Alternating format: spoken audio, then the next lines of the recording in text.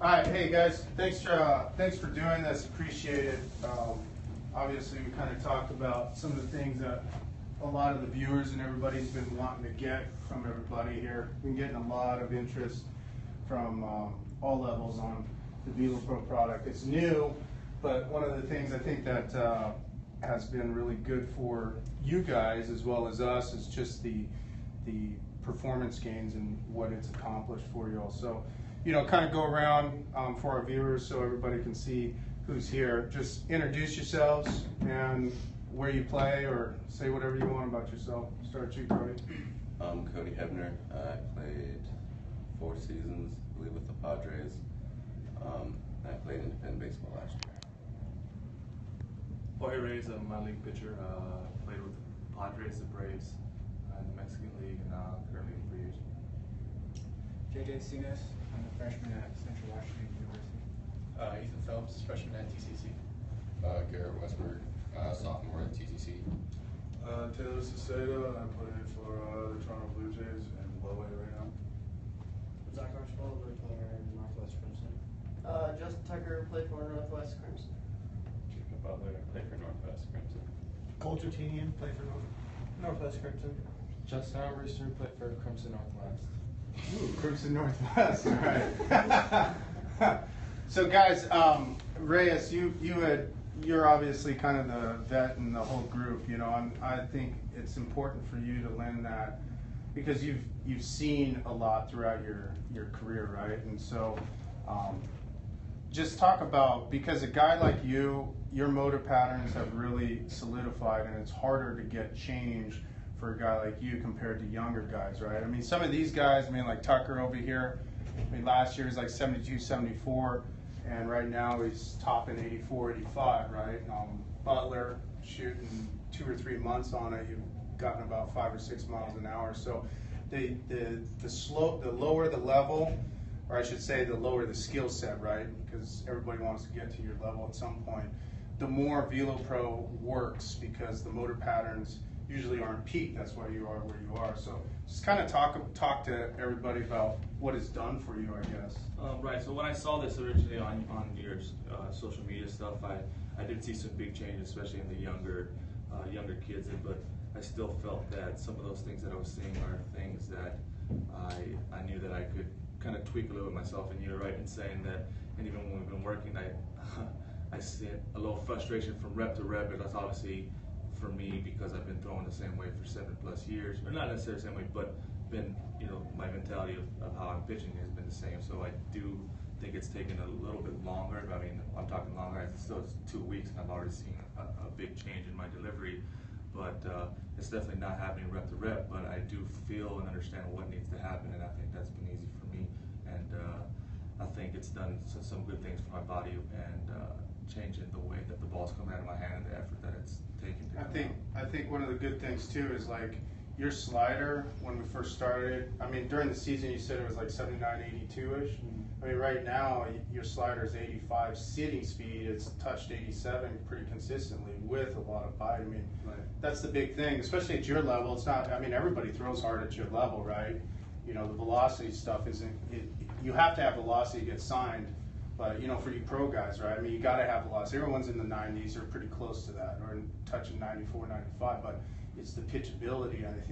I think personally that's the biggest thing that helps the pro guys is it'll get you some good top end speed, but your off speed, your plane change, the bite, the movement. I mean, your sinker now is 88 to 90. You didn't really even have the sinker. You kind of lost it because in college you were a big time heavy sink guy, right? Mm-hmm.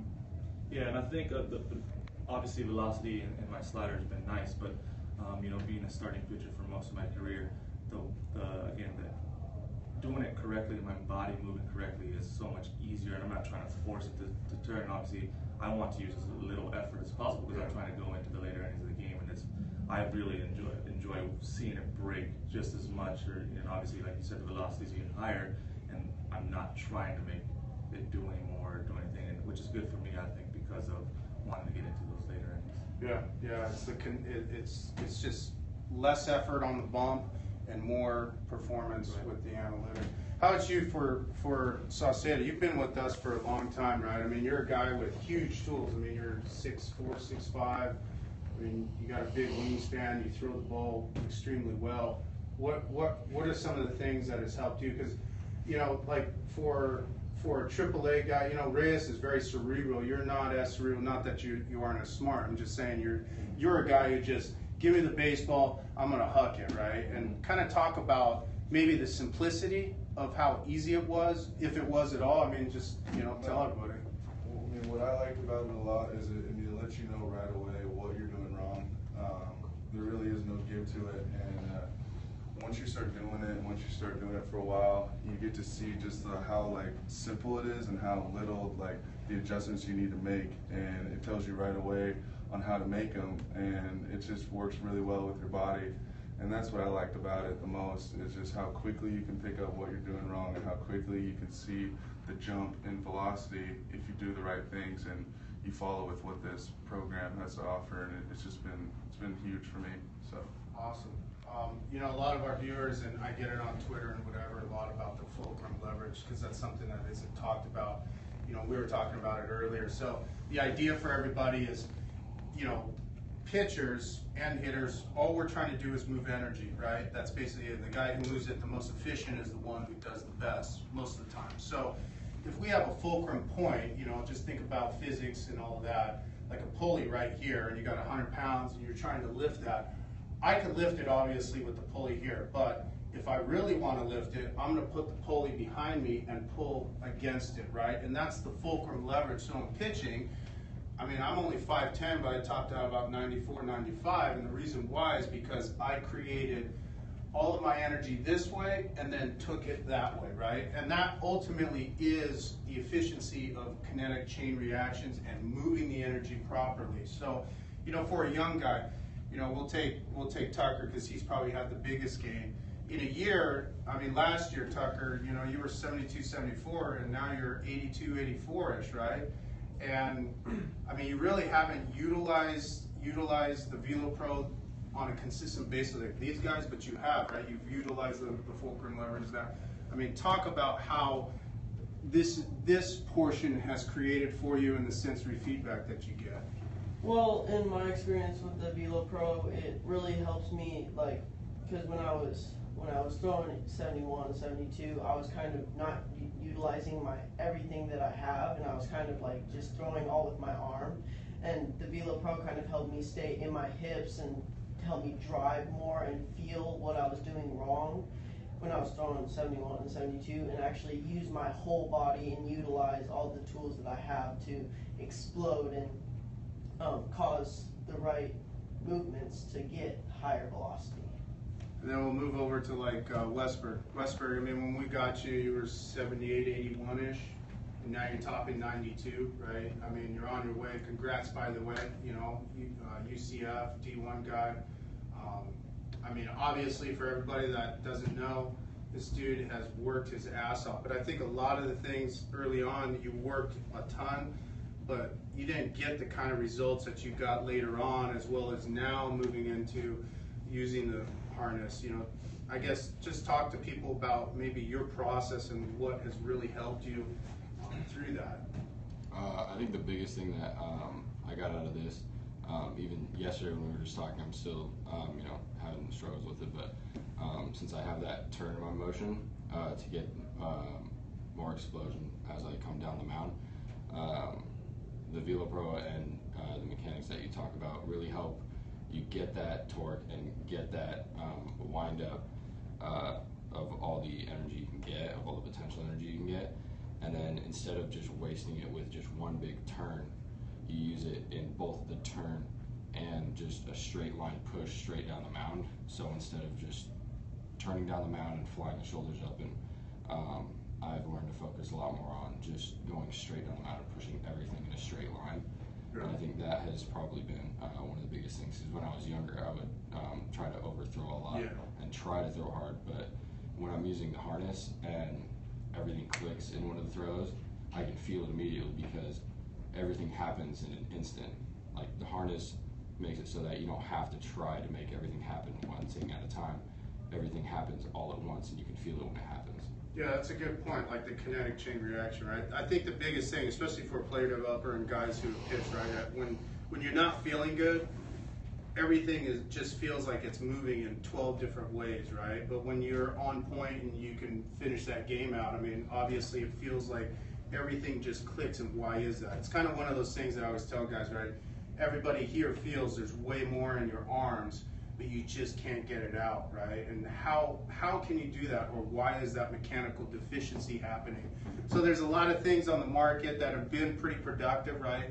I mean, you look at weighted baseballs, pretty good with the under overload, but at the end of the day, you're looking at something that requires support, and if you don't have the support, you're obviously going to stress the part that is holding it, which is flying open and things like that. Now, not everybody will do that, but at the end of the day, for younger guys, especially who are still trying to learn their body, that could be detrimental. You know, movement is the biggest thing, right? So, I mean, we got two guys here in Phelps and Acinas who, they just heard about it on Instagram. They're in the Northwest. So you guys just came out, right? Acinas, you've got pretty good arm action. You're 83, 85 guy, right in that range. And you obviously knew that you didn't have the extension that you needed. It was a quick arm action. And that's what we see a lot with ballistic throws, where they run full speed and throw onto a net, and it's just try to get the arm moving as fast as you can. In theory, that probably works, but to some degree, you'll see your command drop a lot. And you've done the weighted baseball, which has probably helped you to some degree, correct? Both of you guys have, right? But, so Acinas, you couldn't get that extension. And just talk to them really quick. I mean, within probably 15 pitches, you were extending a ton. Your scap was working, the load was everything correct, or Yeah, right? I mean, yeah, this is my third time in this facility, and I'm seeing like instant just gains, instant like improvements in a matter of 10 throws. Just having the thing on. Yeah, I think there's been some good things, especially like, I mean, yesterday you were touching some 86s, nice, free and easy, just going, right? Yeah. Phelps, for you, the same thing, right? You got that planking thing. We talked about how your arm stroke just, it doesn't have the elasticity that you should have, right? That you want to get, and you know is in there. And what happens with that, we talked about, you're really short, so you get here and do that. And obviously you've got a quick arm action, but there's not a lot going with it, right? But again, like Acinas with 10 or 15, you saw that it was starting to get nice and loose and fluid. You're getting the extension. I mean, what did that do for you? How'd that feel? You can tell a difference when it works. Like I said, it's been like our third time in here, and you can just tell a difference by how the ball comes out when you do it right. And with the harness, you know when you're doing it wrong, because your body just doesn't feel as good when you throw the ball. It's almost like effortless when you do it right. And then Heb, what about you? Just tell them what you see or feel. I mean, you're a new guy on it, kind of. Yeah, I mean, I've done it for a little bit. I think, like you said, it's movement and knowing how your body works. Not pretty small, but through the years I kind of figured out how my body works to get velo, but it's still, this makes me be mindful of the things that I need to work on. Like, it's impossible, but it's like throwing before my foot lands, you know. I'll start it too early, and it's definitely like when I'm wearing that, when I'm thinking about waiting until my foot lands and then going, and keeping my weight back. The ball, even though the velo on the gun may not be as hard as what I hit before, you can tell that the ball has more life on it, and so I like that. And then when I wear it on my front, it makes me,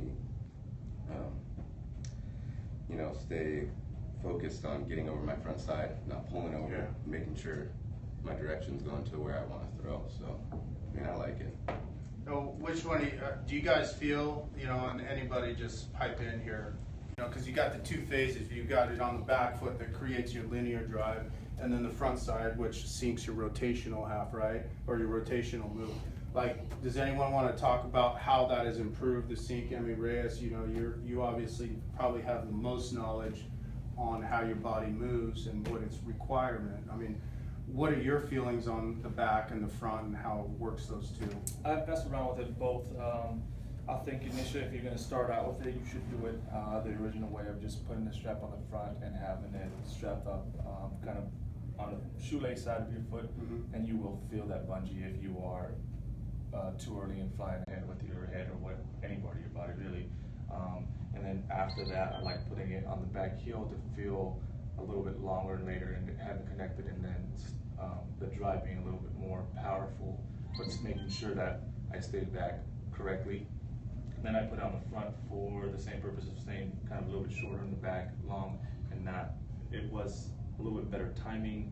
And again, when I was doing it right with the bungee on the front, as soon as I took it off, it made that, you know, my stride be a little bit more powerful, my stride was a little bit longer, and it was done with the right path and not either swinging open or kind of just jabbing in front. That leads all to velocity gain, plane gain, off speed stuff. So, you know, a lot of people have been asking, does it actually give you instant velocity, right? Because there's a lot of people out there 3 to 5 miles an hour, blah blah blah, all of that. There's some guys in here we haven't gone from a before and after, but I mean, when you talk, I mean, I seen this yesterday, right there. I mean, dropping 86 in a free and easy when you sat 82, 84-ish about. I mean, Phelps, same thing, right? Sauce, we haven't gotten you on the bump. You're not in that mode just yet. Westford, you haven't been, but over here, I mean, when you talk to the young guys, I mean, you're what, about 2 to 3, right here, sitting speed. You're about, what do you say, 3 to 4, right in there. I mean, you were 76, 77 during the summer. Butler, now, I mean, shoot, at the showcase, he was what, 83-ish, right? In 3 months, about 2.5 months. This is a 10 to 12 mile an hour game with Tucker. Z, you haven't started on it, you just started on it. We haven't clocked you, but we're seeing big gains across the way, you know, and it is for hitting and pitching. Is there anything else? Talk about the sensory feedback. I mean, I think probably Saucedo is really good because you're just a dude blessed with great tools, right? And so you really haven't had to do the things necessarily like a Hebner or myself to really go through that process and know every little intricacy, right? That sensory feedback that you get when you do it right or wrong, you know, don't talk about that because every time, I love the video, every time you throw it wrong, you're like, damn it. It's just, like, I came in here hearing about like all the good things, like all about this velo gains, but for me, like I said earlier, it was really about just the immediate feedback that it gives you. It really it's really helpful for me because being like on a short time, like I need help with a lot of things right now, but it's showing me that I don't need to make big changes, it's just little changes, and it's allowing me to use all of my energy, like all these guys said that have been on it for a while, and it's incredible. Westberg, have you felt like there's more in your arm before? Forget VeloPro. Have you always felt there's more in your arm than what you have? Yeah, definitely. Right? I mean, now after you've been doing this, do you feel, because you haven't been clocked yet, right? Just doing some of the things, it's been, what, about 2 weeks for you? Do you feel, you know, and be honest with everyone, do you feel like once you got these connecting of the heels down, would there be that stuff coming out? Like you just feel it unleashing when you're throwing, like, wow, you're feeling new feelings in that arm and you're seeing new life in the ball? Or is it just something where you're like, yeah, it feels good, or maybe it's just a movement thing? What are you feeling? It's hard to tell. It's hard to get the adjustment throw to throw, but when it is right, I can feel it immediately because, like I said earlier, everything clicks at once and your throw just becomes, or your mechanics just becomes so much quicker and so much more ballistic. It just, like, everything just goes all at once when everything clicks. And I think the best thing is it's your natural throwing motion. So you're not like you said, running at a net and throwing. It's your natural pitching motion that you're using. So you can work your velocity in your pitching motion as well as working on your mechanics, which I think is the best thing that this thing has. Yeah, there's no disconnect. I think that's the big thing that I hear across the nation at all levels. It's like, you know, you have your training mode, you got your bullpen mode, and your game mode, right? Game mode, you're not going to be successful if you take your mechanics and everything. Like if I've got to, you know, hit, if I got to run something up, you know, 93, 94 inside on a guy, and if I miss a little, it's probably going to be a double. but that's the only option I have. I'm not going to sit there and take my mechanics and all of that, and I'm just going to perform, reach back, and just hope and trust the process, right? What happens, happens. Then you got your bullpen phase where you take your mechanics and you work. That's kind of what we're doing. And then you've got your mechanics phase, right? On your dry drills and things like that. Any guy who's good will have 3 parts to the process, right? So, like Heb, I mean, you're really contemplating, because you have to be. You're like me, right? I mean, we're not blessed. We're not gorillas like some of these guys, right? I mean, we're really small people. We have to figure out every aspect and capitalize and leverage it, right? So you haven't been clocked yet, but again, kind of the same question as we posed to Westy. Do you feel when you do it right, and I'm just going to utilize myself, maybe I'm jaded, or I probably am jaded, but I really see big changes, not only in my IDAR, but on the video of how the ball is hidden, and then all of a sudden it's just like wham. Whereas before you pulled your way through, right? And to me, I know as a player developer, that is velocity, that is command, that is pitchability, that's a lot of different things. I mean, be honest, you know, talk about that stuff. Well, like that bullpen that I threw, my first one, I mean, I kind of just jumped in and wanted to throw a touch and fill, and I went into that thinking I was going to be okay with being, you know, 84, 86, you know, I wasn't going to try and light the radar gun, and, you know, midway through by the end I was, what, 80, 88, 89? 89, touching 90, I think he hit some ones, but 90, I mean, so that was like, and usually before, I thought that moving my body and turning and doing all this was going to give me more velocity just because I'm moving my body quicker and it's coming there. It would cause me to pull out, my arm would drop, and then just fly open. And then when I was doing the Velo Pro, we were just, you know, not worrying about necessarily the radar gun and just thinking about, I was like smooth and relaxed and a lot slower than how I am in a game. Obviously in a game, adrenaline, I'm going to speed up a little bit, but the more I can stay slower in these bullpens, the ball in me had more point, and it was going to my target a lot better and more carry. It wasn't just dying off at the end. Yeah. I think that's what it's going to do for the college guys and pro guys.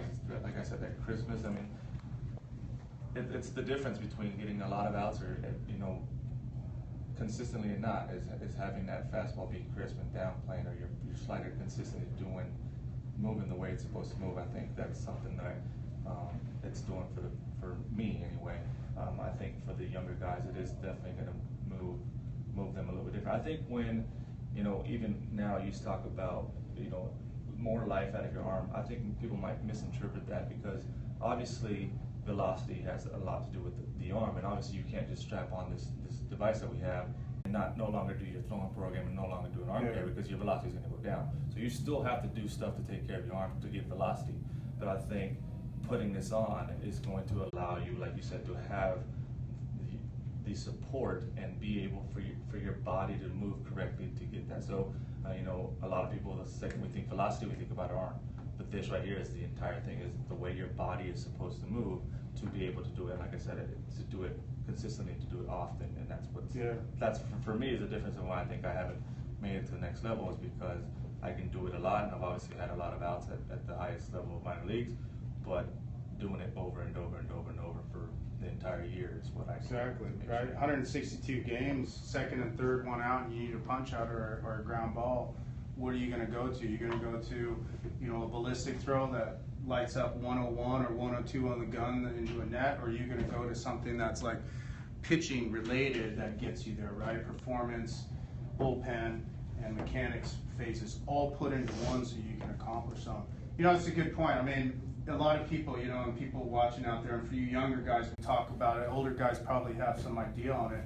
Velocity has nothing to do with how fast your arm moves directly, right? Indirectly, it does, because that's the result. Velocity is all based upon your lower half and how you sink the move into your rotational drive and where your arm is for your release point. I mean, you guys obviously know that, right? I could sit here, Phelps, you're a prime example. You have tremendous arm speed, right? I mean, we see it, you know. Bacinas, you have tremendous arm speed, but then when I look at like Hebner, and a lot of people were commenting on your videos online, it's just so free and easy, and then it's just like 90. right? 88, 90, and you just look so effortless. And why is that? Because you're a lot smaller than all these other guys. Well, it's because you have put the energy and the force into the right time and shifted it up into the arm, and there it goes, right?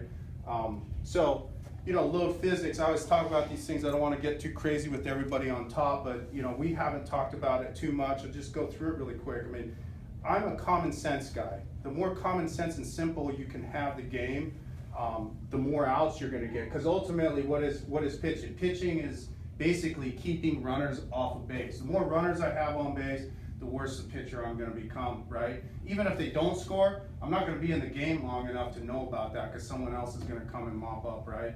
So how am I going to get to that point, right? So I always utilize common sense. The first thing is Newton, right? You can't refute scientific theorem. You can refute theory, but you can't refute it. It's centuries old, right? So Newton's laws are really simple for physics because pitchers are trying to just move energy. Take a ball, which has potential energy, and turn it into kinetic energy and put it all away. Same thing with a hitter. Take a bat, swing it, and put the energy into the ball. And the more energy I put in, the farther it goes. Same thing with pitching, right? So equal and opposites, right? We always talk about left-handed.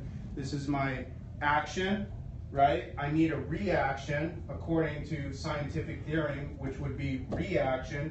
And then to move energy, which I think is the third law or the second law, you have to have an opposite energy move, right? Energy needs to move in a different direction, or you need a different force, which would be the rotational force that pops the energy up into the arm, and then you go. You know, you could look at, if you guys are analytical or anybody there, the internal to external rotation, equal and opposite, and that's where you see guys getting hurt, right? Too much internal compared to too much external, right? You're looking at going from ground reaction force, which is the push, into the front foot strike, right? Which would create a rotation, which creates the internal to external, which creates the EE, or the elbow extension, to the internal pronation. They're all equal and opposites, and if you have disproportions, then that creates mechanical deficiencies and energy loss, right? So the second portion, if you guys want to know about this as well as you, is these energy laws, and there's only one you need to know about. Energy can't be destroyed. You have energy, you're creating it, okay? Now, the only way that it gets out of you is simple, right? Common sense says, how am I going to, if I have a lot of force or energy going through me, I'm running, how do I dissipate it, right? Anyone know over here, you younger guys? If I'm running full speed, how do I slow the energy down? Because it's energy that is pushing me. What is it that you do? If you're running full speed, how do you slow down? You stop. You stop, boom, boom, boom. You start hearing this, right? Well, what that is you slowing down energy and putting it into the ground and dissipating into the ground, dissipating into the ground, dissipating into the ground. That's why you see like sprinters, right? Olympic sprinters, they're running, and at the end of when they cross the finish line, they do this thing, right? I won the gold or whatever it is, and then what do? They start flying every which way. It's uncontrollable because it's energy just flying everywhere. For pitching, same thing, right? Think about this, okay? If I have a early rotation, okay, a premature rotation, where is the energy going? We hooked you up to a biomechanical thing. It's going this way, but I'm trying to throw this way. We all know if we early rotate, what happens to the ball?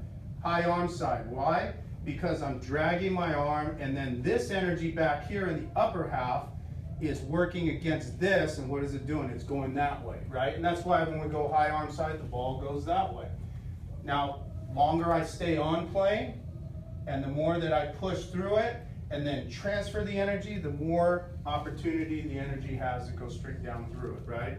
So that's how this thing works, right? We always talk about it. It's so simple. Just connect the heels, because when I'm going with hitting, I mean, hitting is the same thing as pitching. When I land, if my heels are connected, then I can punch against something strong, and I won't have this action, which causes this action, right? Those are movement deficiencies, not mechanical deficiencies. How many of you guys in here, raise your hand, have been that guy that flies open early? Raise your hand, maybe, okay?